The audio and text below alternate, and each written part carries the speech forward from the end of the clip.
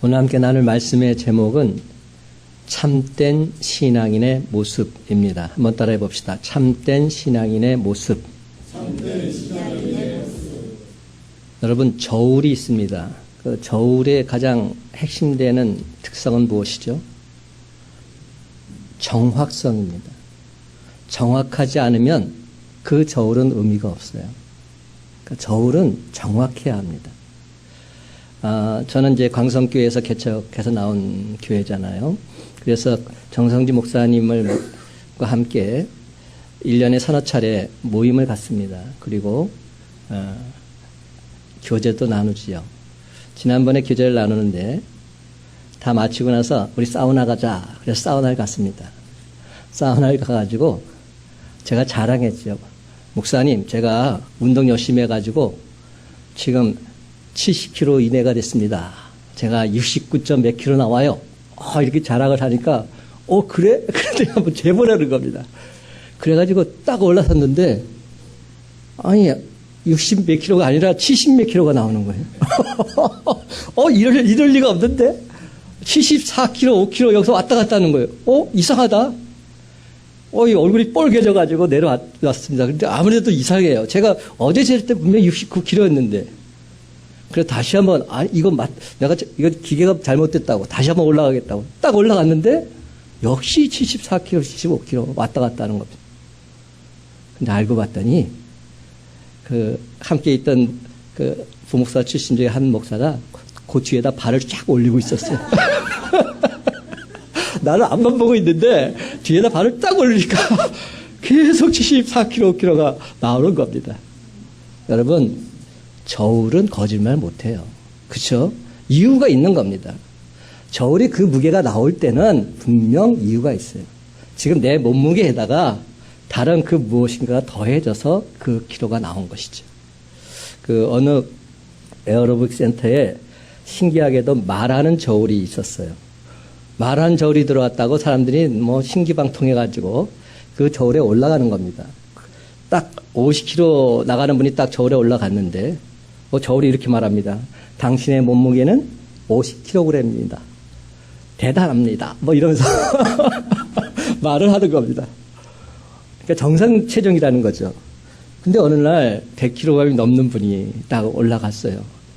무슨 말이 나올까 하고 딱 올라섰더니 미안하지만 한 사람은 내려가 주세요. 미안하지만 한 사람은 내려가 주세요. 이렇게 말이 나왔답니다.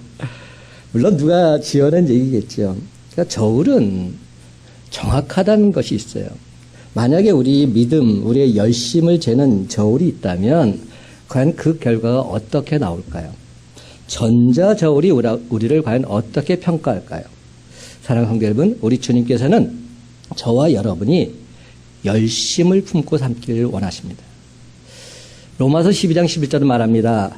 부지런하여 게으르지 말고 열심을 품고 주를 섬기라.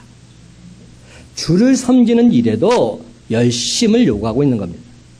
예배의 성공자가 되기 위해서는 무엇보다도 열심이 필요하다는 겁니다. 여러분, 주일날 교회 나오는 거 이거 보통 열심이 아니고는 못 나옵니다. 그렇잖아요. 남들은 지금 쉬고 있는 이 시간에 주님 전에 나와서 예배 드리고 있다는 이 사실 대단한 열심입니다. 비록 주님 전에 나와서 주무시고 계셔도 그것은 대단한 열심인 거예요. 저는 그래서 주님 전에 나오는 그것만 봐도 귀하다 이렇게 생각합니다. 오늘 말씀이 그런 내용이 계속 이어지고 있어요. 오늘 계시록 말씀은 제가 오랜만에 다시금 보는 것 같은데 계시록 말씀 제가 말씀을 전하기가 좀 껄끄럽습니다. 왜냐? 저도 잘 모르기 때문에. 저도 잘못 전할까 봐 두렵기 때문에. 그래서 계시록 말씀은 잘 전파하기가 어렵지요. 근데 오늘 말씀은 귀한 말씀이기에 제가 한번 다시금 정해보았습니다. 오늘 말씀에 핵심 키워드가 있는데 19절 하반절 보면 이런 말씀이 있어요. 그러므로 열심을 내라 회개하라. 이게 핵심 키워드입니다. 그러므로 제발 열심 좀 내라는 겁니다. 회개하라는 겁니다. 이것이 오늘 소아시아 7교회, 특별히 라오디게아 교회에게 주시는 말씀입니다. 라오디게아 교인들이 어땠느냐? 영적 상태나 신앙생활 상태가 차지도 덮지도 않은 미지근한 상태였다는 겁니다. 이 말이 뭡니까? 신앙생활은 하고 있었다는 거예요. 그런데 차지도 않고 덮지도 않고 미지근한 그런 상태로 신앙생활을 하고 있었다는 겁니다. 그들을 향해서 성령님의 안타까운 음성이 들립니다. 제발 열심 좀 내라고. 제발 하나님을 향해서 뜨거운 마음을 좀 가지라고. 라오디게아 교인들은 뜨겁든지 차든지 해야 되는데 그들은 이것도 아니고 저것도 아닌 미지근한 상태였던 것이죠. 근데 여러분, 저는 오늘 말씀을 읽으면서 깜짝 놀란 게 있어요. 미지근한 상태에 있는 교인들을 향해서 뭐라고 주님께서 말씀하십니까? 토하여 버리겠다고. 지금 신앙생활을 안 하는 불신자들 향한 말이 아닙니다. 신앙생활을 하고 있는 그러한 사람들. 그런데 뜨겁지도 않고 차지도 않고 그냥 뜨뜻미지근한 상태에서 신앙생활하는 그 사람들 향해서 하나님 음성이 들리는데 너를 토해버리겠다. 이렇게 말씀하는 겁니다. 저와 여러분을 향해서도 지금 이 말씀이 들려져야 합니다. 우리가 지금 신앙생활 할 때 미지근하게 신앙생활을 하고 있다면 주님의 음성은 동일하게 들립니다. 내가 너를 토해버리겠다. 이렇게 신앙생활 뻔 하지 말라고. 너무나도 무서운 말씀 아닙니까? 그럼 여러분, 우리는 뜨겁게 신앙생활을 해야 합니다. 뜨거움이 식어진 신앙 그 자체가 죽은 것이기 때문에. 여러분, 우리 김상환 집사님, 송옥승 권사님도 여기 계신데 지난번에 딸의 소천을 맞고서 굉장히 힘들어 하셨지요.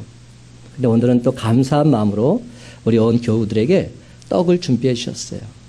이따 나갈 때 맛있게 떡을 드시면서 함께 위로의 말씀을 나눴으면 좋겠습니다. 근데 이 죽음이라는 거 우리가 한번 다시금 생각해 보십시다. 저는 지난 1년 동안 저희 어머님, 저희 아버님 모두 다 천국에 보내드렸습니다. 근데 어머니 천국 가실 때는 제가 그 자리에 나중에 왔기 때문에 잘 몰랐는데 아버지 천국 가실 때는 제가 바로 그 자리에 있었습니다. 제가 매일 한 끼를 아버지를 대접하는 그런 시간을 가졌잖아요. 그날도 아침에 새벽기도를 마치고 병원에 가서 아침 식사를 이렇게 수발 들고 있었어요. 아버지 드셔야 된다고, 드시고 힘내시라고. 그랬더니 아버지가 아들을 보더니 힘들면서도 계속 입으로 움직이시면서 식사를 하셨어요. 근데 한참 식사를 하시다가 갑자기 모든 기능이 멈추는 겁니다. 저희 아버님은 식사하시다가 그렇게 천국 가셨어요. 아들이 먹여주는 식사를 드시다가. 제가 그 순간 의사를 부르고 다 와서 살펴봤더니 이미 멈춰진 상태였어요. 그 의사가 말하더라고요. 몇 분 사망하셨다고. 그리고 아버지를 다른 병실로 옮겼지요. 햇볕이 따시 비치는 그러한 병실로 옮겼습니다. 그리고 나서 아버지와 제가 단둘이 있게 되었습니다. 한 1시간여 가까이 있었던 것 같아요. 아버지의 시신을 옆에 두고서. 그때 제가 동영상도 따로 찍은 게 있어요. 따뜻한 햇빛이 비쳐서 아버지의 모습은 정말로 평온해 보였어요. 근데 시간이 지나면서 어떤 일이 벌어지는지 아십니까? 제가 계속 이마에 손을 얹고 있었는데 점점점 차가워지는 겁니다. 점점점 차가워지는 겁니다. 손발을 만져도 점점 더 차가워집니다. 체온이 식어져 가는 겁니다. 여러분, 영적인 죽음도 마찬가지예요. 예전의 뜨거움이 사라지면 영적으로 죽어가고 있는 겁니다. 무감각해지면, 냉랭해지면 영적으로 죽은 것이나 마찬가지입니다. 주님에 나와서 지금 예배 드립니다. 내 마음에 기쁨이 없습니다. 감격이 없습니다. 마음은 냉랭합니다. 차갑게 식어졌습니다. 그러면 이미 영적 사망 신고가 내려진 겁니다. 계시록 3장 1절은 말합니다. 내가 내 행위를 아노니 내가 살았다는 이름은 가졌으나 죽은 자로다. 살았다는 이름은 가졌지만 너는 이미 죽은 자야. 성경은 분명히 말합니다. 육체가 살았다고 해서 사는 것이 아닙니다. 네 영은 이미 다 죽었다는 겁니다. 껍데기만 살고 있다는 겁니다. 우리 주님께서는 처음 사랑을 잃어버린 에베소 교회를 책망하셨지요. 계시록 2장 4절에서 5절 말씀, 그러나 너를 책망할 것이 있나니 너의 처음 사랑을 버렸느니라. 그러므로 어디서 떨어진지를 생각하고 회개하여 처음 행위를 가지라. 만일 그리하지 아니하고 회개하지 아니하면 그 다음 말, 내가 내게 가서 내 촛대를 그 자리에서 옮기리라. 여러분, 계시록 말씀 우리가 잘 접하지 않아서 그렇지 굉장히 중요한 말씀들로 가득 차 있습니다. 에베소 교회를 향해서, 에베소 교회가 어떤 교회입니까? 정말로 그 초대교회에서 가장 큰 교회, 가장 열심히 부흥했던 그러한 교회, 세상 모든 사람들이 우러러봤던 그러한 교회, 그 교회가 에베소 교회입니다.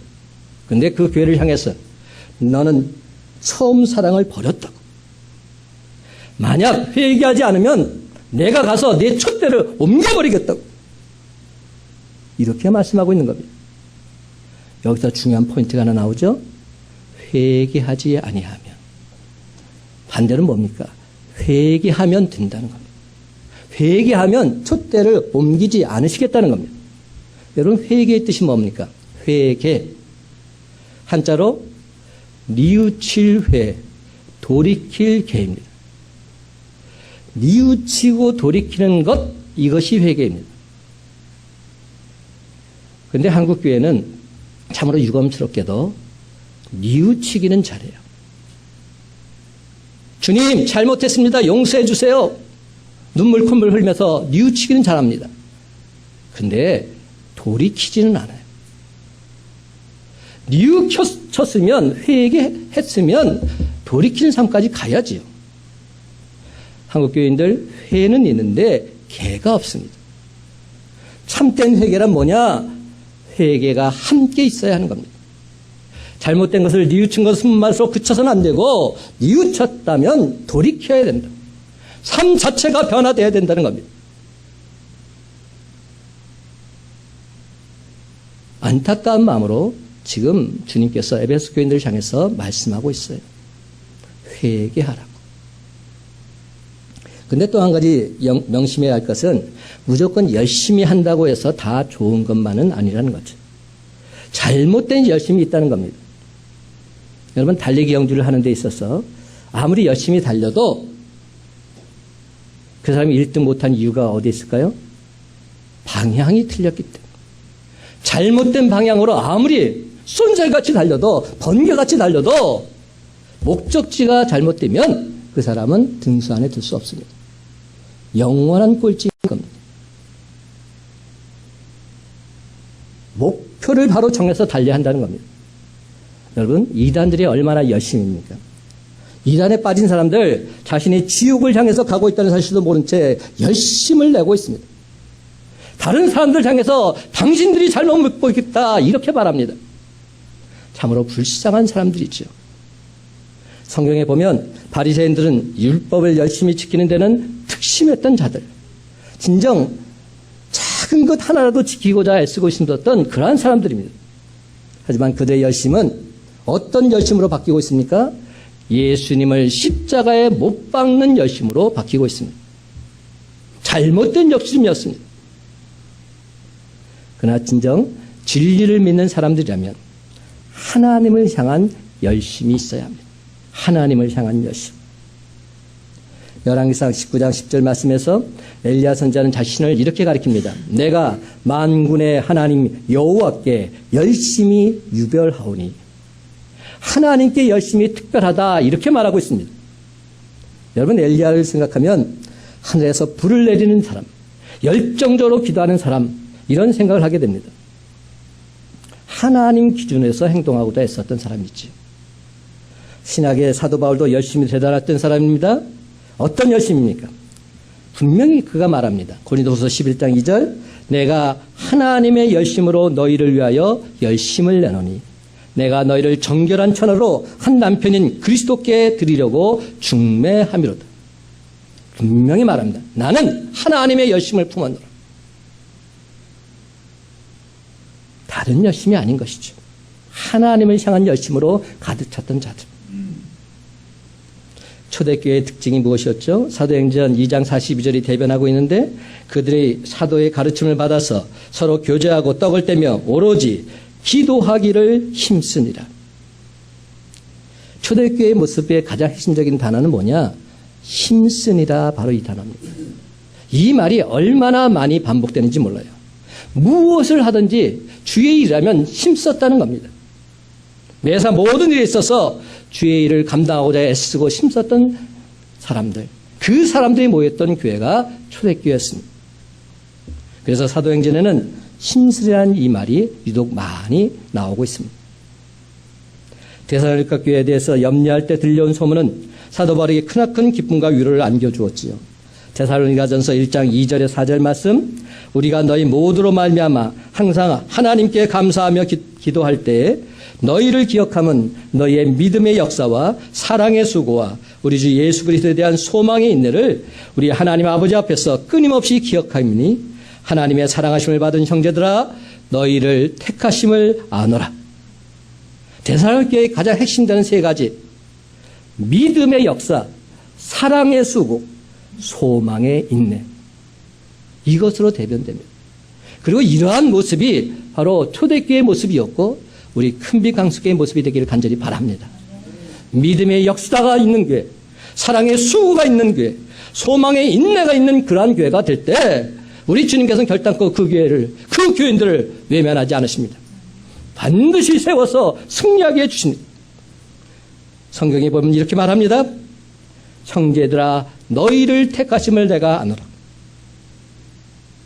하나님의 사랑하심을 받은 형제들임을 모든 사람들이 알게 된다 말하고 있습니다. 그렇습니다. 하나님은 열심히 주를 위해서 일하는 자들을 부르십니다.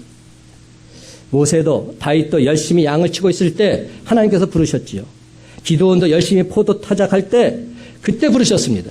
아모스도 열심히 뽕나무 치고 그렇게 일하고 있을 때 그를 부르셨습니다. 이사야도 열심히 밭 깔고 있을 때 부르셨습니다. 여러분들, 하나님께서 부르실 때 그 장면을 보면 가만히 놀고 먹고 있을 때 부르신 것 아닙니다. 열심히 자기의 맡겨진 소명을 감당하고 있을 때 그때 부르셨습니다. 신학의 여러분 마찬가지입니다. 예수님께서 12제자를 부르실 때의 장면을 기억하십시다. 베드로, 안드레, 야고보, 요한 뭐 하고 있을 때 부르셨습니까? 밤이 맞도록 물고기를 잡을 때 그때 부르셨습니다. 하나님께서는 열심히 특심한 자들을 들어서 사용하십니다. 이 열심, 이것이 사라지면 다 사라지는 겁니다. 이 열정, 이것이 흩어지면 다 무너지는 겁니다. 열심 관련해 가지고 이런 예화가 하나 있어요. 어떤 고양이 나라에 커다란 불행이 닥쳐와서 고양이들은 좀처럼 먹이인 쥐를 먹을 수 없게 되는 겁니다. 그러니까 고양이들은 쥐를 먹어야 살 수 있는데 쥐를 먹지 못하니까 많은 고양이들이 굶어 죽게 되었습니다. 그런데 한 청년 고양이가 개인기를 연마했어요. 어떤 개인기? 성대모사. 그래가지고 이 고양이가 계속 혼자 연습을 해가지고 개 짖는 소리를 똑같이 내긴 겁니다. 고양이가 양 이래야 되는데 멍멍 이런 소리가 나온 겁니다. 그랬더니 어떤 일이 벌어집니까? 이 쥐들이 그냥 있는데 갑자기 개 짖는 소리가 나는 거예요. 멍멍. 그러니까 이게 웬 개소리야? 그러면서 다 뛰쳐나왔어요. 그러다가 다 죽고 말았지요. 그랬더니 전국에 있는 처녀 고양이들이 몰려들었어요. 야, 이제 이 청년하고 같이 살면 먹고 사는 데는 지장 없겠구나. 그래가지고 전국의 처녀 고양이들이 다 몰려들었어요. 그리고 이 고양이에게 추파를 던집니다. 그러면서 도대체 어떻게 쥐를 잡았냐고 묻습니다. 그때 이 청년 고양이가 하는 말. 요즘 같은 불경기에 2개 국어 못하면 못 살아남아요. 굶어 죽기 딱 한상 맞아요. 이게 무슨 말인지 아시죠? 여러분, 이 말을 하는 이유가 있어요. 고양이도 개소리 짓는 연습을 해서 결국 살아남았다는 거 아닙니까? 하물며 우리 믿는 자들 지금 어떻게 신앙생활을 하고 있냐는 거죠. 세상 사람들 향해서 예수 복음을 전해야 되는데 예수 복음을 전하지는 못함양정 벙어리처럼 그렇게 나 자신도 가누지 못하고 그렇게 신앙생활하고 있는 모습은 아닐까요? 그냥 우스갯소리 같지만 이 유머가 우리에게 주는 교훈이 있다는 겁니다. 저와 여러분도 이 힘들고 어려운 삶을 살아가는 데 있어서 반드시 말씀과 기도로 더욱 강건해져야 한다는 것. 그리고 어떤 상황에 처하든지 간에 예수 이름 붙잡고 말씀 붙잡고 승리할 수 있어야 한다는 겁니다. 그러기 위해서는 연습해야지요. 어느 날 갑자기 되는 게 아닙니다. 아니, 고양이가 강아지 소리 내려면 얼마나 연습했겠어요. 우리 집에도 지금 고양이가 있는데 절대 강아지 소리 못 내요. 근데 재미있는 것은 사람 소리는 내더라고요. 그러니까 이게 사람과 같이 살다 보면 언뜻 들으면 애 소리가 나는 거예요. 그래서 애 신음소리가 나고 그런 걸 보면서 야, 고양이도 사람과 살면 사람 소리 내는 모양이 나타나는구나. 마찬가지예요. 우리가 주님과 함께 신앙생활하면서 말씀 붙잡고 살면서 우리 입에서 예수 그리스도의 말씀이 선포되지 못한다면, 복음이 전파되지 못한다면 그것은 다 죽은 겁니다. 모양은 사람이지만 결국 죽은 사람인 겁니다. 어떤 목사님께서 청년들이 은혜 받고 내가 해외 선교사로 나가겠습니다 이렇게 다짐하고 나왔을 때 그 청년들한테 꼭 묻는 말이 있답니다. 너 기도했더니 하나님께서 어디를 가길 원하셔? 하나님께서 저를 터키 땅으로 보내셨습니다. 저를 아프가니스탄으로 보내셨습니다. 제가 몽골 땅에 가서 주의 복음을 전하겠습니다. 그럴 때마다 그 목사님은 이렇게 묻는답니다. 너 그러면 터키 말 할 줄 알아? 아프가니스탄 그 말 할 줄 알아? 몽골 말 할 줄 알아? 묵묵부답이죠. 그럼 어떻게 가서 복음을 전하려고 해? 하나님께서는 준비된 자를 들어서 쓰셔. 무조건 믿습니다. 아멘. 소용없습니다. 내가 그 땅을 변화시키기 위해서는 그 땅 사람들과 만나기 위해서는 그 땅 사람들의 언어가 먼저 습득되어야 하지. 그래야 되는 것 아닙니까? 대화가 통하지도 않는데 어떻게 복음을 전합니까? 그러기 위해서는 먼저 열심으로 그 일을 감당해야죠. 열심히 하진 않고 무조건 하나님께서 행해 주실 줄 믿습니다. 이거야말로 엉터리 신앙입니다. 사도 바울은 이런 말까지 했어요. 데살로니가후서 3장 10절 누구든지 일하기 싫어하거든 먹지도 말게 하라. 저는 이 말씀을 다시 보니까 누구든지 일하기 싫어하거든 먹지도 말라가 아닙니다. 여러분 자신에게 하는 말이 아니라 여러분과 함께 있는 그 누군가를 향해서 이렇게 하라는 겁니다. 먹기 싫어하면 아예 주지도 말라는 겁니다. 일하기 싫어하는 사람들 먹을 것 아예 주지도 말라는 겁니다. 쓸데없다는 겁니다. 의미 없다는 겁니다. 하나님께서는 하나님의 열심을 품고 주의 일에 힘쓰는 자를 들어서 사용하길 원하십니다. 그런데 오늘 본문에 나온 라우디게아를 보고 얼마나 하나님께서 안타까우셨는지 모릅니다. 칭찬할 것이 없다는 겁니다. 7개 가운데서 성경을 자세히 보면 책망도 하고 칭찬도 하고 책망도 하고 칭찬도 하십니다. 근데 이 라우디게아는 칭찬할 게 없어요.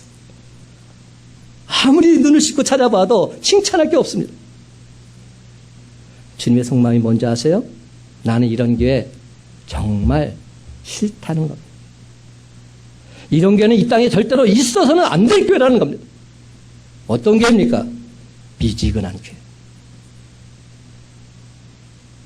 하나님께서는 바로 이런 말씀을 하고 싶으셨던 것 같아요. 물론 우리가 하나님 마음에 온전히 흡족할 수는 없지요. 그러나 반대로 하나님께서 우리를 보고서 토하고 싶으시다면, 저와 여러분을 향해서 나 너 보니까 토하고 싶어, 토 나와, 이렇게 말씀하신다면 얼마나 안타까운 모습입니까? 오죽했으면 하나님께서 이런 말씀을 하셨겠습니까? 사랑하는 성도 여러분, 오늘 시간 우리들 신앙생활 다시금 돌아보십시다. 그리고 하나님께서 진정 원하시는 삶이 무엇인지 다시금 발견하십시다. 첫 번째로 우리가 진정 참된 신앙인이 되려면 제일 먼저 필요한 것이 뭘까? 오늘 성경은 말합니다. 믿음의 열정이 있어야 된다. 믿음의 열정. 그냥 단순한 믿음이 아니라 그 믿음이 열정적이어야 한다는 겁니다. 14절 15절 말씀 다 같이 함께 있습니다. 14절 15절 시작. 라오디게아 교회의 사제에게 편지하라. 아멘이시요 충성되고 참된 증인이시요 하나님의 창조의 근본이시가 이르시되 내가 내 행위를 아노니 내가 차지도 아니하고 뜨겁지도 아니하도다. 내가 차든지 뜨겁든지 하기를 원하노라. 라오디게아 교회의 사람들은 예수님께서 구세주라는 사실을 증거하는 증인의 본분을 잊고 살고 있었습니다. 주님은 우리 모두가 예수님은 나의 구세주이십니다. 나의 구원자이십니다. 믿음으로 고백하며 살기를 원하십니다. 그뿐만이 아닙니다. 예수 믿는 자답게 온 세상에 그 복음을 전하며 살기를 원하십니다. 그런데 라오디게아 사람들에게는 바로 이 믿음의 행위가 없었다는 거예요. 믿었다면 그 믿음을 보여주어야지. 그 믿음에 열정이 없었다는 겁니다. 그럼 여러분, 지금도 살아계신 하나님을 진정 믿는 신자들이라면 어떻게 그렇게 뜨뜻미지근한 그런 신앙생활 영위에 나갈 수 있겠습니까? 여러분, 초신자들은 신앙생활에 있어서 변화가 참 많습니다. 그들은 말씀을 귀하게 듣지요.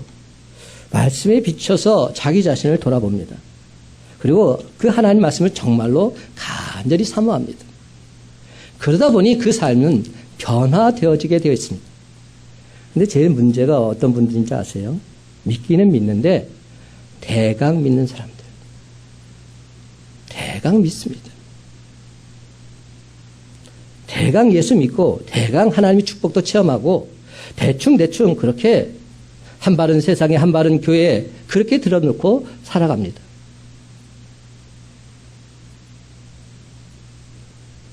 사랑하는 성도 여러분, 데살로니가 교인들이 칭찬받는 이유가 무엇입니까? 그들은 하나님 말씀을 받을 때에 사람의 말로 받지 아니하고 하나님 말씀으로 받았습니다. 그래서 누가 뭐라 해도 하나님 말씀에 대한 열정이 특심했습니다. 근데 저와 여러분 과연 어떠한지 한번 돌아보십시다. 여러분 문제가 아니라 저부터. 저는 이 말씀을 준비하면서 저 자신을 보면서 이런 생각을 했어요. 이대성 목사야, 너 지금 양들 다 잡아먹고 있지 않니? 양들을 양육하는 목자가 아니라 너 지금 양들 잡아먹고 있어. 목사야. 이런 마음을 주셨어요.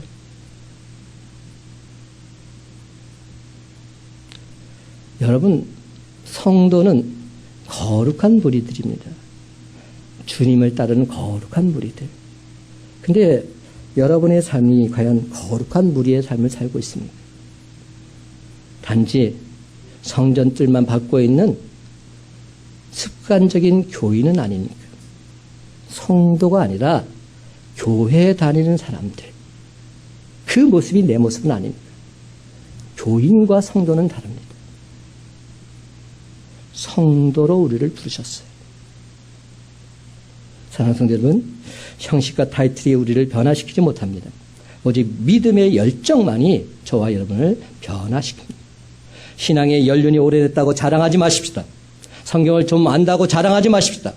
아무 소용없습니다.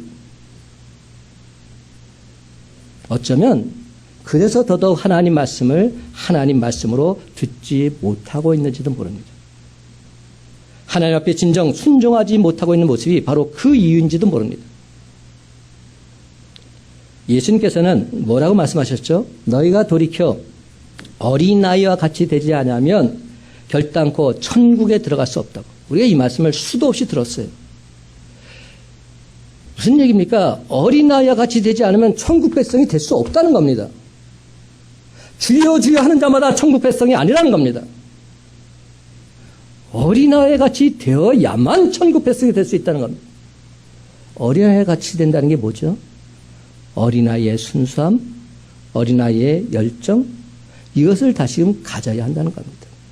어린아이 같은 마음으로 순수하게 하나님 말씀을 받아들이고 어린아이처럼 강한 열정을 가지고 그렇게 살아가는 모습, 그럴 때 천국 백성이 될 수 있다는 겁니다. 사랑하는 성도 여러분, 오늘 시간 어린아이처럼 신앙의 순수함과 믿음의 열정을 다시금 온전히 회복함으로 말미암아 우리 주님께서 원하시는 참된 신앙인들이 다 되시기를 주님의 이름으로 간절히 축원합니다. 두 번째로 우리가 진정 참된 신앙인이 되려면 다른 사람이 아니라 나 자신을 돌아봐야 됩니다. 다른 사람 탓도 할 게 아니더라고요. 모든 게 다 내 탓이더라고요. 나를 잘 돌아보면 되더라고요. 17절, 18절 말씀이 그 말씀인데 한번 읽어보십시다. 17절, 18절 시작. 내가 말하기를 나는 부자라 부여하여 부족한 것이 없다 하나 내 곤고한 것과 가련한 것과 가난한 것과 눈먼 것과 벌거벗은 것을 알지 못하는도다. 내가 너를 권하노니 내게서 불로 연단한 금을 사서 부유하게 하고 흰옷을 사서 입어 벌거벗은 수치를 보이지 않게 하고 안약을 사서 눈에 발라 보게 하라. 아멘. 자기 자신을 먼저 살펴보라는 겁니다. 이게 뭐죠? 사자성어로 자기 성찰입니다.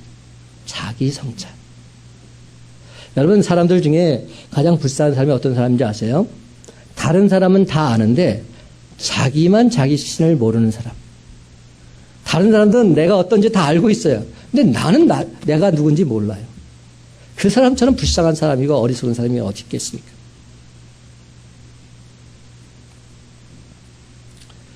여러분, 거울 있잖아요. 거울의 용도가 뭐죠? 나를 보는 용도예요. 거울은 다른 사람 보는 게 아니라 나를 보는 용도입니다. 여러분들 다 거울 하나쯤 다 있잖아요. 제가 보니까 거울 없는 사람들은 뭘 보냐 했더니 핸드폰을 보더라고요. 핸드폰을 이렇게 딱 액정에 얼굴이 나오니까 그렇게라도 자기 얼굴을 보더라고요. 그리고 나서 그것을 보고 지하철에서 막 화장하는 사람까지 있더라고요. 자기를 보는 게 중요하잖아요. 자기를 보고 남을 봐야 되는 겁니다. 근데 우리는 항상 남을 먼저 봐요. 나를 보지 않고 남을 보다 보니까 넘어지고 쓰러지고 하나님 영광 가리우게 되지요. 오늘 성경은 너 자신을 먼저 보라 말하고 있습니다. 그 당시 라오디게아 지방에는 자랑할 것이 세 가지가 있었다고 해요. 첫 번째는 은행을 자랑했대요. 지금이야말로 은행이 많이 있지만 그 당시에는 은행이 별로 없던 시대입니다. 라오디게아 지방에 돈이 얼마나 많았던지 AD 61년에 지진이 나서 도시가 거의 폐허가 되었는데 로마 황제가 복구비를 조달해 주겠다 이렇게 말했는데도 우리 필요 없다. 우리 돈 많다. 걱정하지 말라. 이렇게 말했던 지역이 라오디게아 지역이었대요. 그만큼 물질이 풍부했던 그런 상황입니다. 두 번째로 흑색 양모가 있었대요.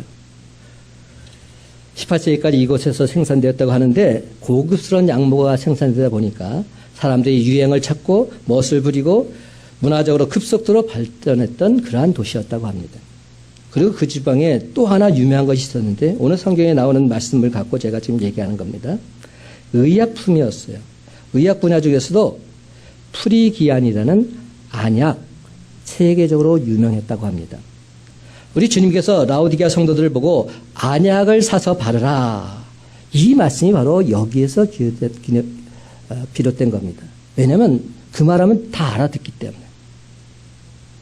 세계적으로 좋다는 안약이 많이 있어도 주님께서 말씀하신 이 안약은 뭘 말할까요? 영혼의 눈을 뜨게 하는 진짜 안약, 그것을 바르라 말씀하고 있는 겁니다. 육신의 눈을 고치는 것이 아니라 영혼의 눈을 뜨게 하는 그 안약을 사서 바라라. 그래야 된다는 것이죠. 라오디게 사람들은 자랑할 것이 많고 다른 사람들도 인정해 주니까 우쭐대면서 나는 부자다, 부유한 자다, 교만을 떨었습니다. 그러나 주님께서 말씀하십니다. 네가 과연 어떤 존재인지 너는 알고 있느냐고. 정말로 답답한 것은 내가 얼마나 곤고하고 얼마나 고달픈 인생을 살고 있는지 너 스스로도 모르고 있다는 겁니다. 주님께서는 좋은 옷 입었다고 하지만 진짜 가려야 할 것은 가리지 못하고 수치스러운 삶을 살고 있는 영혼을 보면서 불쌍하고 가련하다 말씀하고 있는 겁니다. 내 자신을 돌아보라고. 정말 부유한 삶을 살기를 원하느냐? 그렇다면 믿음이 부유한 자가 되라고. 믿음의 금을 사서 부유하게 만들라고. 이렇게 말씀하고 있는 겁니다. 그렇습니다, 여러분. 우리 삶을 부유하게 만드는 것은 오직 믿음밖에 없습니다. 오직 믿음. 정극 같은 믿음. 이 믿음이 우리 삶을 진정 풍요롭게 만들어주는 줄 믿으시기 바랍니다. 한 걸음 더 나아가서 우리 주님께서는 안약을 사서 바르라고 하셨죠. 이 말은 이런 뜻도 담겨 있어요. 성령의 충만함을 입으라. 하나님의 영이 내 속에 충만히 거하게 해서 성령의 눈으로, 하나님의 눈으로 세상을 바라보라는 겁니다. 하나님의 시야로 세상을 바라보라는 겁니다. 여러분, 육신의 눈으로 세상을 보면 병도 있고 가난하고 너무나도 힘이 들고 한마디로 산다는 게 고통이요 고역일 수밖에 없습니다. 그러나 하나님의 눈으로 보니까 고통스럽고 힘들게 사는 것, 그것 자체도 하나님의 은혜요 하나님의 축복인 줄 알게 되더라는 겁니다. 이것조차도 하나님의 은혜입니다. 감사하게 되더라는 겁니다. 하나님의 시야로 바라보니까. 그래서 우리가 연약하기 때문에 하나님을 찾으며 더 가까이 나아가게 됩니다. 세상적인 눈으로 보면 부족하지만 영적인 눈으로 보니까 풍요로움을 아는 것, 바로 이것이 성령 안에서 영안이 열린 참된 신앙인의 모습인 줄로 믿습니다. 또한 우리 주님께서는 흰옷을 사서 입으라고 하셨죠. 흰옷을 사서 입으라는 말은 무슨 뜻입니까? 예수 보혈의 피로 정결하게 되지 않으면 우리 삶은 진정 정결해질 수 없다 말씀하고 있는 겁니다. 그렇습니다. 주님의 사랑으로 우리가 온전히 변화되지 않으면 정결한 주의 신부가 될 수 없다는 겁니다. 사랑하는 성도 여러분, 겉보기에는 모두가 다 괜찮은 사람 같지만 혼자 있을 때에도 괜찮은 사람 별로 없습니다. 주님의 보혈의 피로 정결함을 입지 않고서는 하나님 보시기에 복된 사람 단 한 사람도 없습니다. 진정 풍요롭고 아름다운 삶은 예수 보혈의 피로 덧입고서 성령으로 충만하게 되어서 믿음의 풍요로움을 가질 때에만 가능해지는 겁니다. 지금 당장 눈에 보이는 것만 바라보는 것, 이것은 정말로 아무것도 아니다 말씀하고 있는 것이죠. 고린도전서 2장 14절과 15절은 그래서 이렇게 말씀합니다. 육에 속한 사람은 하나님의 성령의 일들을 받지 아니하나니 이는 그것들이 그에게는 어리석게 보이며 또 그는 그것들을 알 수도 없나니 그러한 일은 영적으로 분별되기 때문이라. 신령한 자는 모든 것을 판단하나 자기는 아무에게도 판단을 받지 아니하느니라. 그렇습니다, 여러분. 자기를 부지런히 돌아보는 삶을 살 때에만 결단코 매너리즘에 빠지지 않음으로 말미암아 진정 주 안에서 승리하는 삶을 살게 될 줄 믿으시기 바랍니다. 그러므로 날마다 말씀과 기도, 찬양과 예배, 이것만큼은 놓치지 마시고 먼저 주의 일에 힘쓸 때 놀란 주의 영광이 나타나는 주의 복된 자녀들이 다 되시기를 예수님의 이름으로 간절히 축원합니다. 마지막 세 번째로, 그러려면 우리가 진정 주님과 늘 항상 교제를 나누어야죠. 아무리 영안의 눈을 밝게 뜨려면 주님을 만나야 영안의 눈을 밝게 뜨지 않겠습니까? 주님의 뜻을 발견하려면 말씀을 읽어야 그 말씀의 뜻을 분별하며 살 수 있지 않겠습니까? 19절과 20절 말씀 우리 함께 있습니다. 시작. 무릇 내가 사랑하는 자를 책망하여 징계하노니 그러므로 내가 열심을 내라 회개하라 볼지어다 내가 문 밖에 서서 두드리노니 누구든지 내 음성을 듣고 문을 열면 내가 그에게로 들어가 그와 더불어 먹고 그는 나와 더불어 먹으리라. 아멘. 여러분, 참된 신앙인의 세 번째 모습은 영적인 교제를 나눠야 한다는 것. 영적 교제. 저는 오늘 이 말씀을 읽으면서 20절 말씀 우리가 너무 잘 아는 말씀이잖아요. 근데 이 말씀을 주로 언제 사용합니까? 불신자 전도용으로 사용해요. 그러니까 무슨 얘기냐? 마음문을 열어야, 마음문을 열고 예수님을 나의 구주로 영접하면 주님이 거하셔서 주의 자녀가 됩니다. 그러니까 어서 마음문을 여십시오. 그런 뜻으로 이 말씀을 전하지요. 근데 성경을 자세히 보면 이것은 불신자용이 아니에요. 신자용이에요. 어느 교인들을 향해서 말합니까? 라오디게아 교인들을 향해서 하는 말이에요. 저와 여러분을 향해서 하는 말입니다. 예수 믿는 사람들을 향해서 하는 말입니다. 잘 믿으라는 겁니다. 똑바로 믿으라는 겁니다. 이거는 불신자용이 아니라 신자용입니다. 이미 믿는 성도들도 주님을 내 마음문 바깥에 세워놓고 주님과 나와의 사이가 간격이 있다면, 주님과 만나는 삶이 없다면 얼마든지 이렇게 될 수 있다는 것이죠. 그러므로 주님과 친밀한 교제를 나누어야 한다는 겁니다. 마음을 열고 주님을 모셔드리고 주님과 교제하는 삶을 살아가야 한다는 겁니다. 그래야 주 안에서 승리할 수 있다는 것이죠. 우리 주님과 깊은 친밀감을 경험하는 삶이 아니라 적당한 거리를 두고 신앙생활을 하는 가운데서 내 마음은 점점 더 황폐해지고 정말로 주님과 멀어지는 안타까운 삶을 살 수밖에 없게 되는 겁니다. 이 사실을 주님께서 더욱 안타까운 마음으로 바라보고 계십니다. 사랑하는 성도 여러분, 이 세상에는 재미있는 것도 많고 해야 할 일도 참 많습니다. 그러나 우리가 이 세상에서 최우선적으로 해야 할 일은 다름 아니라 하나님과 친밀한 교제를 나누는 삶인 줄 믿으시기 바랍니다. 오늘 본문은 하나님께서 얼마나 우리와 교제하기를 원하시는지 잘 나타나 있어요. 여기에 나오는 음식은 아침이나 점심이 아니라 저녁을 말합니다. 저녁 식사를 말해요. 이스라엘 사람들은 아침으로 빵을 포도주에 찍어서 간단하게 먹는다고 합니다. 점심도 어떻게 먹는지 아세요? 점 찍듯이 그렇게 간단히 먹는 거예요. 점심이 점점자예요. 그러니까 점 찍듯이 간단히 먹는 게 점심입니다. 대신 저녁 식사를 성찬을 하죠. 진수성찬을 베풀고 저녁을 먹지요.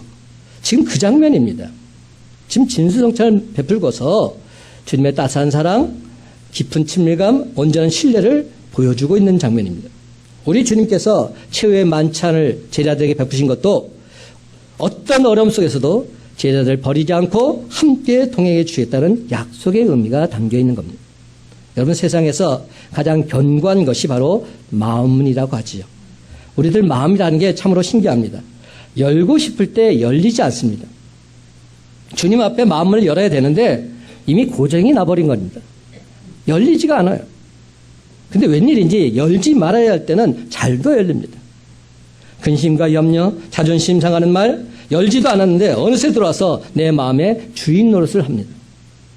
참으로 안타깝게도 들어와야 할 말은 문 밖에서 사정을 해도 결코 허락하지 않으면서, 들어오지 말아야 할 말은 들어왔다 나가려 해도 결단코 못 나가게 꽉 문을 닫고 있습니다.